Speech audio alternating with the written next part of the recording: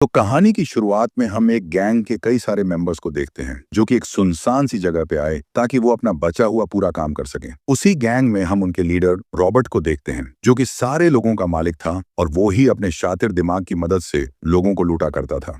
उसकी गैंग में डैनी नाम का एक लड़का होता है जिसकी फाइटिंग स्किल्स इतनी अच्छी रहती है कि अगर उसके सामने एक साथ 10 फाइटर भी आ गए तो वो चुटकियों में उन सारे फाइटर को मारने का दम रखता है। फिर पूरी गैंग एक गुंडे के पास आई और उससे बहुत सारे पैसे मांगने लगते हैं। दरअसल उस गुंडे ने रॉबर्ट से कर्ज लिया होता है जिसके चलते आज उसे अपने पैसों की पूरी पेमेंट करनी थी, लेकिन वो रॉबर्ट को उल्टा सीधा कहने लगा और कहता है कि मैं तुम्हारे एक भी पैसे नहीं लौटाऊंगा। ये सुनकर गुस्से में रॉबर्ट खुद को संभाल नहीं पाया, इसलिए वो जल्दी से डैनी के गले से एक पट्टा हटाता है, जिसके बाद हम देखते हैं कि डैनी अकेले ही उस गुंडे के सारे लोगों से लड़ने लगा और इजीली वो सबको धूल भी चटा देता है। सबको मारने के बाद रॉबर्ट उस गुंडे से सारे पैसे छीन लेता है। उसके बाद वो जब अपने अड्डे पे आए तो फाइट की वजह से डैनी के सर में काफी ज्यादा चोट लगी थी, तो एक आदमी उसे पट्टी देता है और कहता है कि इसे तुम अपने सर पर लगा सकते हो। डैनी उस पट्टी को देखता रहा और उसे समझ नहीं आया कि इस पट्टी को कैसे यूज करते हैं। अब यहाँ पे हमें एक और चीज के बारे में पता चलता है कि डैनी को किसी भी चीज का नॉलेज नहीं है। रॉबर्ट ने उसे बचपन से ट्रेन किया था, जिसके चलते उसे किसी भी चीज के बारे में नहीं बताया गया और बस उसे फाइट करना ही सिखाया गया होता है। इतना ही नहीं, जब डैनी के गले में उसका पट्टा रहता है तो वो बिल्कुल आम आदमी की तरह शांत होता है, लेकिन जैसे ही उसके गले का पट्टा हटाते हैं तो उसके अंदर का फाइटर बाहर निकल आता है। फिर थोड़ी देर बाद जब रॉबर्ट के सारे गुंडे सोने के लिए चले जाते हैं तो इसी बीच डैनी चुपके से एक किताब निकालता है जिसमें कि उसे एक पियानो की ड्राइंग काफी अच्छी लगती है। उसकी आंखें उस ड्राइंग से हट ही नहीं रही थी, मगर अचानक से उसे किसी के चिल्लाने की आवाजें सुनाई देती हैं, जहां हम देखते हैं कि रॉबर्ट एक लड़की के साथ जबरदस्ती कर रहा है, लेकिन उसी समय वो लड़की किसी तरह खुद को छुड़ाकर वहां से भागने में कामयाब रहती है, जिससे कि गुस्से में आकर रॉबर्ट का पूरा मूड खराब हो गया। इसलिए वो सारा गुस्सा डैनी के ऊपर निकालता है और बेवजह ही उसे डांटने लगा। फिर अगले दिन वो वापस से अपने वसूली वाले काम पे निकल गए, जहां आज वो एक मोटे से आदमी से पैसे मांगते हैं और जब वो मोटा आदमी पैसे नहीं देता तो हर बार की तरह रॉबर्ट डैनी के गले के पट्टे को खोल देता है, जिसके बाद वो एक एक करके वहां के सारे लोगों को पीटने लगा। पर तभी वो मोटा आदमी ये सब देखकर डर जाता है और वो नहीं चाहता था कि उसके सारे आदमी ऐसे ही एक मामूली से लड़के से मार खाएं, इसलिए वो रॉबर्ट को उसके सारे पैसे लौटा देता है। काम खत्म होने के बाद वो अपने दूसरे टारगेट के पास गए, लेकिन यहाँ उनके साथ कुछ ठीक नहीं होता। जैसे ही वो एक टकले आदमी से पैसे मांगते हैं तो वो टकला आदमी बहुत चालाक निकलता है। वो जानता था कि डैनी का पट्टा खुलते ही वो सबको पीटने लगेगा, इसीलिए वो सबसे पहले अपने आदमियों से रॉबर्ट को पकड़वाकर उसकी खूब धुलाई करवाता है ताकि वो डैनी का पट्टा ना खोल पाए। और यहाँ पे रॉबर्ट को पिटता हुआ देख डैनी कुछ भी नहीं कर पाता, क्योंकि उसके अंदर का फाइटर बस तभी बाहर निकलता है जब उसके गले का पट्टा खुले। मगर किसी तरह रॉबर्ट बचते बचाते डैनी के पास चला आया और एकदम से उसके पट्टे को खोल देता है। फिर तो डैनी का फाइटर जाग गया और वो सारे गुंडों को एक एक करके मारना शुरू कर देता है। कोई भी उसके सामने 1 मिनट तक नहीं टिक पाता था और सारे लोगों को मारने के बाद उस टकले आदमी की बारी आई। जैसे ही डैनी उसके चेहरे में पंच मारने के बढ़ता है तो वो टकला आदमी अपनी जान की भीख मांगने लगा और कहता है कि अगर तुम मुझे छोड़ दोगे तो मैं तुम्हें डबल पैसे दे सकता हूँ। ये सुनकर रॉबर्ट उसी समय डैनी को रोक देता है, क्योंकि उसके अंदर बस पैसों की भूख थी और वो पैसों के लिए किसी को भी मार सकता था। ये सौदा सुनकर तो वो उस टकले आदमी को छोड़ देता है, जहां इसके बदले उसे काफी सारे पैसे मिले। लेकिन वापस अपने अड्डे पे आकर रॉबर्ट इससे खुश नहीं था।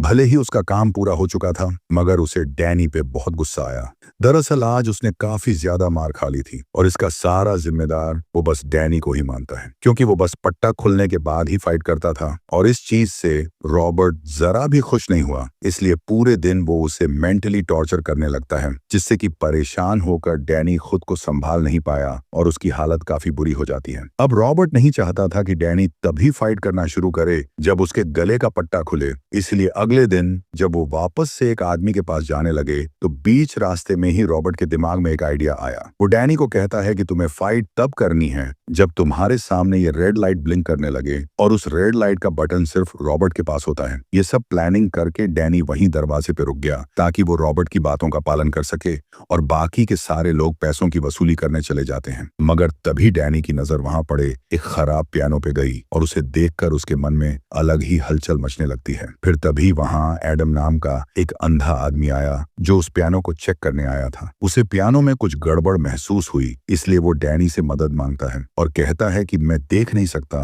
तो तुम्हें पियानो बजाकर मुझे बताना होगा कि कौन सी वायर का स्क्रू ढीला है। डैनी ने आज से पहले कभी भी कोई इंस्ट्रूमेंट नहीं बजाया था, तो जैसे ही वो पियानो बजाने लगता है तो उसे काफी अच्छा लगा। ये उसकी लाइफ का नया एक्सपोजर होता है। मगर अचानक से उसे कुछ आवाज सुनाई दी और जैसे ही वो पीछे मुड़कर देखता है तो वहां वो रेड लाइट ब्लिंक कर रही थी। ये देखकर वो जल्दी से रॉबर्ट के पास आया ताकि वो उसकी जान बचा सके, मगर उसकी किस्मत कुछ ठीक नहीं रहती क्योंकि सारे गुंडों ने रॉबर्ट को बुरी तरह पीट दिया था। इतनी देरी से आने के बाद डैनी का बचना इम्पॉसिबल होता है, जहां रॉबर्ट तो उसे खरी खोटी सुनाने लगा और एक पिंजरे में बंद करके कहता है कि अब तुम्हें 1 हफ्ते तक खाना नहीं मिलने वाला है। मगर तभी रॉबर्ट के पास जेरी नाम का एक आदमी आया जो उसके लिए बहुत बड़ी डील लाया था। दरअसल वो एक नाइट क्लब का ओनर होता है जहां खूंखार फाइटर फाइट किया करते थे और जेरी इसी चीज की डील करने आया होता है।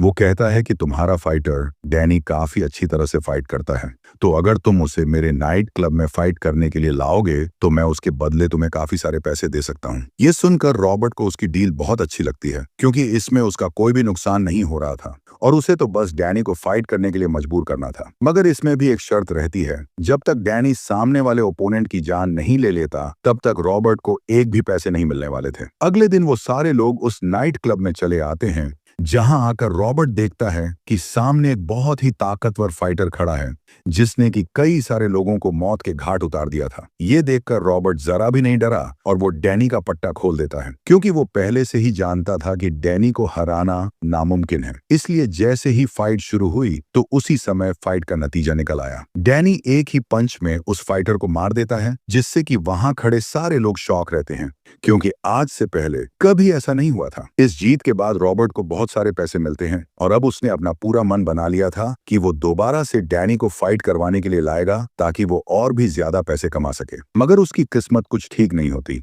जैसे ही वो वापस अपने अड्डे पे जाने लगे तो रॉबर्ट कहता है कि तुम्हें इसी तरह से कल भी फाइट करनी होगी जिससे कि मैं और भी ज्यादा पैसे कमा सकूं। ये कहते ही एक ट्रक उनकी गाड़ी से आके टकरा जाता है, जिसके बाद बहुत सारे गुंडे वहां आए जो रॉबर्ट की गाड़ी के ऊपर फायरिंग करना शुरू कर देते हैं। कुछ देर बाद डैनी को छोड़कर बाकी के सारे लोग मारे जा चुके थे। वो जल्दी से अपनी जान बचाते हुए सीधा उस जगह आया जहां वो बेल बॉटम से मिला था। वो मदद मांगने के लिए जैसे ही कुछ कहता है उसी समय वो जमीन में गिरकर बेहोश हो गया। फिर जब उसकी आंखें खुली तो वो खुद को एक घर में पाता है। ये देखकर वो पूरा शॉक हुआ और तभी उसे किसी के आने की आवाज सुनाई पड़ती है, तो वो डर के मारे सीधा बेड के नीचे छुप गया और उसे लगता है कि शायद अब बेल बॉटम मुझे नहीं छोड़ने वाला है। लेकिन ऐसा कुछ भी नहीं हुआ, बल्कि वो तो यहाँ डैनी को खाना देने आया था और कहता है कि तुम्हें मुझसे डरने की कोई भी जरूरत नहीं है और अगर तुम्हें कुछ भी चाहिए हो तो मुझसे कह सकते हो। डैनी इस समय बस शांत ही रहता है क्योंकि वो पहली बार किसी के बेडरूम में था, वरना हर समय उसे पिंजरे में ही बंद करके रखा करते थे। वो अपना खाना भी नहीं खाता, जिसके थोड़ी देर बाद उसे मिलने बेल बॉटम की बेटी आई जिसका नाम हाना होता है।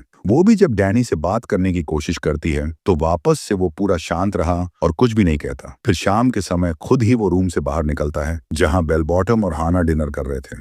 वो भी उसे अपने साथ डिनर करने के लिए कहते हैं, जहां डैनी भी चुपचाप एक चेयर में आके बैठ गया। लेकिन जैसे ही वो खाना खाने लगा तो उसकी हरकत कुछ ठीक नहीं रहती। वो अजीब तरह से पूरे खाने को खाने लगा और बेल बॉटम और हना उसकी हालत देखकर जोरों से हंसने लगते हैं। उन्हें नहीं पता था कि डैनी किस हालत में रहा है, साथ ही उसको कितना अत्याचार सहना पड़ा था। डिनर करने के बाद बेल बॉटम चाहता था डैनी अपने गले से वो पट्टा हटा दे ताकि वो फ्रीली पूरे समय आराम से रह सके। मगर उसे क्या पता था कि पट्टा हटाते ही डैनी के अंदर का फाइटर जाग जाता है।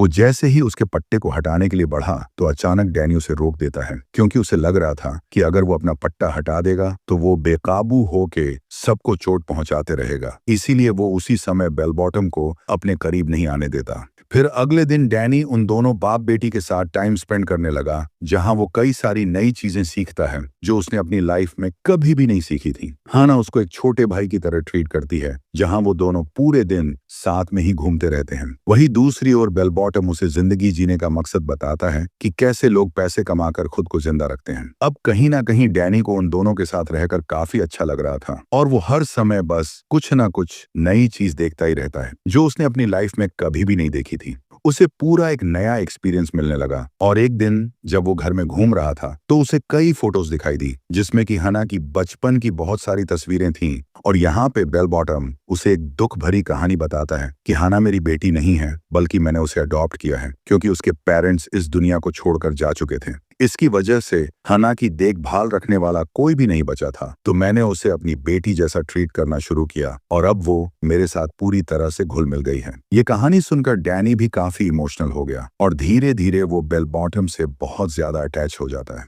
उसे उनकी फैमिली में रहकर अपनेपन जैसा लग रहा था और वो हमेशा यही दुआ मांगता रहता है कि वो कभी भी उन दोनों से दूर ना जाए। एक रात जब डैनी सोने के लिए जा रहा था तो अचानक उसके रूम में हना आ गई, जो पहले इधर उधर की बहुत सारी बातें करती है। फिर वो जैसे ही डैनी के गले के पट्टे की तरफ अपना हाथ बढ़ाती है तो वापस से डैनी उसे भी रोक देता है और कहता है कि मैं इस पट्टे को नहीं उतार सकता। मगर हना समझाती है कि तुम्हें इसे उतारना ही होगा, वरना ये तुम्हारे गले में कभी भी फंस जाएगा, जिससे कि तुम्हें बस तकलीफ ही होगी। उसके फोर्स करने पर आखिर में डैनी उस पट्टे को उतार ही देता है, जिसके बाद उसे काफी अच्छा फील हुआ और उसे लगता है कि वो हमेशा के लिए आजाद हो चुका है। अगले दिन वो बेल बॉटम के साथ एक मार्ट में शॉपिंग करने आया, मगर जैसे ही वो कुछ सामान देखने लगा तो अचानक कुछ गुंडे वहां आकर तोड़फोड़ करने लगे। इतना ही नहीं, जो भी उनके सामने आ रहा था वो उन्हें भी बुरी तरह से पीट रहे थे। सारे ही लोग डर के मारे इधर उधर भागना शुरू करते, लेकिन डैनी किसी से भी नहीं डरा। वो बड़े ही हिम्मत से उन सारे गुंडों से अकेले ही लड़ने लगता है और चुटकियों में ही वो सबको वहीं पर धूल चटा देता है। ये देखकर तो बेल बॉटम पूरा हैरान रहा।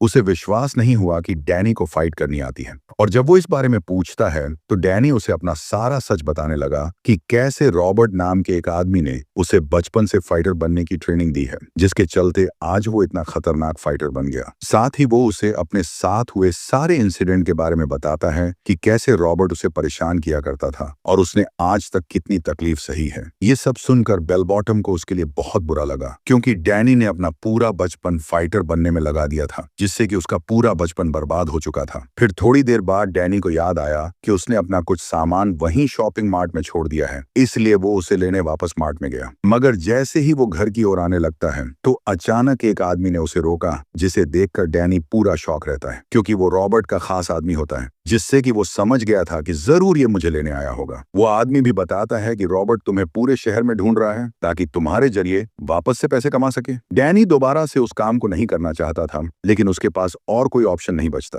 वो जानता था कि अगर वो रॉबर्ट के पास नहीं गया तो फ्यूचर में वो अपने गुंडों से बेल बॉटम और हाना को नुकसान पहुंचा सकता है। इसलिए वो चुपचाप सीधा रॉबर्ट से मिलने चला गया, जहां आकर सारे लोग बहुत खुश होते हैं। रॉबर्ट तो उसे देखकर खुशी से पागल हो गया और अब उसके मन में वापस से पैसे कमाने के कई सारे रास्ते दिखते हैं। वो डैनी को बताता है कि उस एक्सीडेंट में जब तुम भाग गए थे तो उसके बाद कुछ लोग मुझे हॉस्पिटल ले गए और बड़ी ही मुश्किल से मेरी जान बच पाई है। आगे वो कहता है कि अब तुम वापस से मेरे लिए काम करोगे, जहां हम दोनों मिलकर बहुत सारा पैसा कमा सकते हैं, जिससे कि मैं तुम्हें हमेशा खुश रखूंगा। ये सुनकर डैनी को उसकी एक भी बात अच्छी नहीं लगती, क्योंकि उसे पता था कि हर बार की तरह रॉबर्ट उसे फाइट में मरने के लिए छोड़ देगा और बदले में उसे कुत्तों जैसा ट्रीट करेगा। वो रॉबर्ट के साथ काम करना तो नहीं चाहता था, लेकिन सारे लोग उसे जबरदस्ती एक फाइट क्लब में ले गए जहां डैनी फाइट करने वाला था। रॉबर्ट सीधा जेरी के पास चला गया और पूछने लगा कि इस समय फाइट करने के उसे कितने पैसे मिल सकते हैं, जिसके जवाब में जेरी बताता है कि तुम कभी भी फाइट करो, मैं तुम्हें हर समय मालामाल कर सकता हूँ। ये सुनकर रॉबर्ट अंदर से बहुत खुश हुआ और वो डैनी को सीधा सबसे खतरनाक फाइटर से लड़ने के लिए भेज देता है। मगर रिंग में डैनी को लड़ना बिल्कुल भी अच्छा नहीं लग रहा था। वो नहीं चाहता था कि किसी को जान से मारे, इसलिए सामने वाला ओपोनेंट जब भी उसे पीटने के लिए बढ़ता है तो हर बार डैनी खुद को बचाने लगा। वो सेल्फ डिफेंस में एक भी अटैक नहीं करता और बस बचते हुए इधर उधर भागने लगता है। ये सब देखकर ऊपर से जेरी को फाइट में मजे नहीं आ रहे थे, इसलिए वो अपने दो और खतरनाक फाइटर को रिंग में छोड़ देता है, जिसके बाद तो सारे डैनी को मारने के लिए बढ़ते हैं और उन्हें देखकर ऐसा लग रहा था कि आज वो उसे जिंदा नहीं छोड़ने वाले हैं। मगर डैनी भी धीरे धीरे खुद को कंट्रोल नहीं कर पाया। उसका गुस्सा बढ़ने लगता है, इसलिए वो एक एक करके उन सभी खतरनाक फाइटर से लड़ पड़ता है और बिना कोई मदद के वो उन सभी को ही आसानी से मार गिराता है। सबकी हालत मरने जैसी हो रखी थी और रॉबर्ट उससे कहता है कि सारे फाइटर को मार दो, क्योंकि अगर एक भी फाइटर जिंदा रहता तो उसे एक भी पैसे नहीं मिलने वाले थे। मगर इस समय डैनी किसी को भी नहीं मारता, क्योंकि उसके अंदर इंसानियत आ चुकी थी और ऐसा करके उसने खुद के लिए ही मुसीबत खड़ी कर दी होती है। वो जैसे ही अपने अड्डे पे वापस आए तो रॉबर्ट उस पे बहुत गुस्सा करता है और कहता है, आज की फाइट का कोई भी मतलब नहीं बनता है, क्योंकि तुमने किसी को भी नहीं मारा और इसकी वजह से आज हमें एक भी पैसे नहीं मिले हैं। वो डैनी पे बहुत गुस्सा कर रहा था, जहां वापस से वो उसे उस पिंजरे में लॉक कर देता है ताकि उसके दिमाग में फाइट करने की अक्ल आ जाए। मगर रात के समय जब सारे लोग सोने के लिए चले गए तो अचानक डैनी किसी तरह खुद को पिंजरे से छुड़ा लेता है, जिसके बाद वो रॉबर्ट के सामान को चेक करने लगा और उसे वहां बहुत सारी फोटोज दिखती हैं, जिसमें कि एक फोटो डैनी की मॉम की थी। ये देखकर वो अंदर से काफी इमोशनल हो गया और उसे अपनी मॉम की याद आने लगती है। तभी रॉबर्ट उसके पास आया और बताता है कि तुम अपनी मॉम से कभी भी नहीं मिल सकते, क्योंकि वो इस दुनिया में नहीं है और मैंने ही तुम्हें बचपन से पालकर बड़ा किया है। उधर बेल बॉटम और हना डिनर करते हुए डैनी की ही बात करते हैं और सोचते हैं कि वो अचानक से कहाँ चला गया है। उन्हें डैनी की बहुत याद आ रही थी, लेकिन वो जानते भी नहीं थे कि उसे कहां ढूंढा जाए। दूसरी ओर रॉबर्ट और डैनी वापस से फाइट क्लब की तरफ जाने लगे ताकि आज वो कुछ पैसे कमा सकें, लेकिन बीच रास्ते में ही डैनी कार का स्टीयरिंग मोड़कर एक्सीडेंट करवा देता है, जिसके बाद वो जल्दी से वहां से भागकर सीधा बेल बॉटम के पास आया और कहता है कि मैं बड़ी ही मुश्किल से बच के आया हूँ। फिर वो दोनों बाप बेटी को अपनी माँ की तस्वीर दिखाता है और कहता है कि इस तस्वीर को देखकर मुझे काफी दुख होता है, क्योंकि अब मेरी माँ इस दुनिया में नहीं है। तभी हना उस तस्वीर को देखती है जहां उसे एक पियानो दिखाई दिया और वो कहती है कि शायद तुम्हारी माँ को पियानो बजाना पसंद था, क्योंकि जिस जगह वो खड़ी है वो एक म्यूजिक क्लास है। ये सुनकर बेल बॉटम भी कहता है कि शायद मैं तुम्हारी माँ को जानता हूँ, जिसके बाद वो डैनी को लेके एक बूढ़ी औरत के पास आया जो कि लोगों को पियानो सिखाया करती थी। और जब डैनी उनसे अपनी माँ के बारे में पूछता है तो वो बूढ़ी औरत बताती है कि तुम्हारी माँ मेरे पास ही पियानो सीखने आया करती थी और तब तुम बहुत छोटे थे तो तुम्हारी मॉम तुम्हें भी अपने साथ लाती थी ताकि तुम अकेले ना पड़ो। ये सब सुनकर डैनी की आंखों से आंसू आ गए और घर आकर वो अपनी मॉम की ही तस्वीर देखता रहता है। तभी हना उसके रूम में आई, जो उसकी ऐसी हालत देखकर खुद भी दुख में आ गई थी। इसलिए इस समय वो उसकी मदद करने का फैसला करती है, जहां वो उसकी मॉम की सारी फोटोज को गौर से देखती है, जिसमें कि एक फोटो में उसकी मॉम पियानो से खास तरह की धुन बजा रही थी। उसके बाद हना के दिमाग में एक आइडिया आया। वो जल्दी से वही धुन बजाने लगी जो कि डैनी की मॉम बजाया करती थी, जिसे सुनकर उसे तो काफी अच्छा लगता है, मगर पीछे से डैनी खुद को संभाल नहीं पाया और उसे अपने बचपन का एक पल याद आता है, जिसमें कि वो अकेला अपनी मॉम के साथ घर में था, पर अचानक घर में कुछ गुंडे घुस आए, जिसमें कि रॉबर्ट भी रहता है और उसके बाद तो वो उसकी मॉम से पैसे लूटकर उन्हें जान से ही मार देता है। पीछे से ये सब डैनी देख रहा था, लेकिन उस समय वो काफी छोटा रहता है तो उसे विश्वास नहीं होता कि मेरी माँ को किसी ने मार दिया है। फिर सीन प्रेजेंट में आया, जहां ये सब जानकर डैनी पूरा शॉक रहा और अब वो समझ गया था कि रॉबर्ट की ही वजह से उसकी मॉम की डेथ हुई है।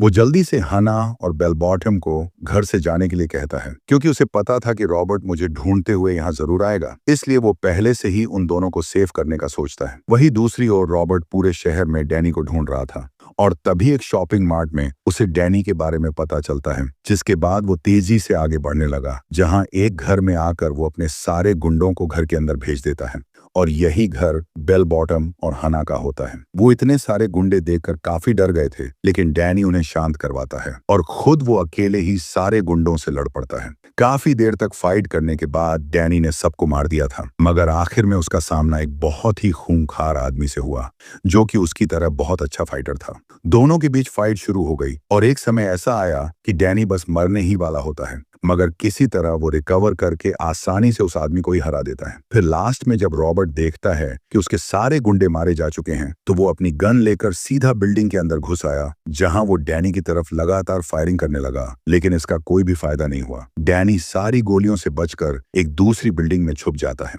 पर तभी रॉबर्ट उसे ढूंढते हुए सीधा एक रूम में चला आया, जहां वो देखता है कि किसी ने डैनी के गले का पट्टा खोल रखा है, जिससे कि वो समझ गया था कि जरूर डैनी अब पूरी तरह से बदल गया होगा। फिर अचानक से उसके सामने डैनी आ गया, जो कि बहुत गुस्से में लग रहा था और उसे देखकर ऐसा लगता है कि अब वो रॉबर्ट को नहीं छोड़ने वाला है। पर यहाँ पर रॉबर्ट एक चाल चलता है। वो डैनी को इमोशनली ब्लैकमेल करने लगा कि अगर तुमने इस घर को नहीं छोड़ा और मेरे साथ नहीं आए तो मैं यहाँ रहने वाले सभी लोगों को मार दूंगा, साथ ही आगे चल के मेरे गुंडे इस घर को पूरी तरह से बर्बाद कर देंगे और तुम बस सब चीजें देखते रह जाओगे। फिर वो उस पट्टे को डैनी को पहनाने की कोशिश करता है, जहां अचानक से डैनी उसके हाथ को पकड़ लेता है और उसके बाद वो रॉबर्ट को बुरी तरह पीटने लगा। वो उसे जान से मारने वाला होता है, पर पीछे से बेल बॉटम और हना उसे रोक देते हैं और कहते हैं कि अगर तुमने इसे मारा तो तुम भी एक कातिल बन जाओगे। तभी बेल बॉटम एक भारी सा सामान रॉबर्ट के सर पर मार देता है, जिससे कि वो वहीं पे बेहोश हो गया। फिर हम 1 महीने बाद का सीन देखते हैं, जहां डैनी अब अपनी लाइफ में बहुत खुश था और वो बेल बॉटम और हना के साथ रहकर काफी अच्छी जिंदगी बिता रहा होता है। फिर कुछ दिन बाद हना का एक बहुत बड़ा शो रहता है, जिसमें कि वो सबके सामने पियानो बजाने वाली होती है और उसे देखने डैनी और बेल बॉटम भी आए हुए थे। फिर जब वो पियानो बजाना शुरू करती है तो वो डैनी की मॉम वाली धुन बजाने लगी, जिसे सुनकर वहां बैठे सारे लोगों को वो धुन बहुत अच्छी लगती है और पीछे से डैनी उस धुन को गहराई से सुनने लगा। उसे फिर से अपनी मॉम की याद आने लगती है और इसी हैप्पी एंडिंग के साथ हमारी ये मूवी खत्म होती है। अगर कहानी अच्छी लगी हो तो वीडियो को लाइक करके चैनल को सब्सक्राइब कर देना। मिलते हैं फिर अगली वीडियो में, तब तक के लिए टाटा बाय बाय।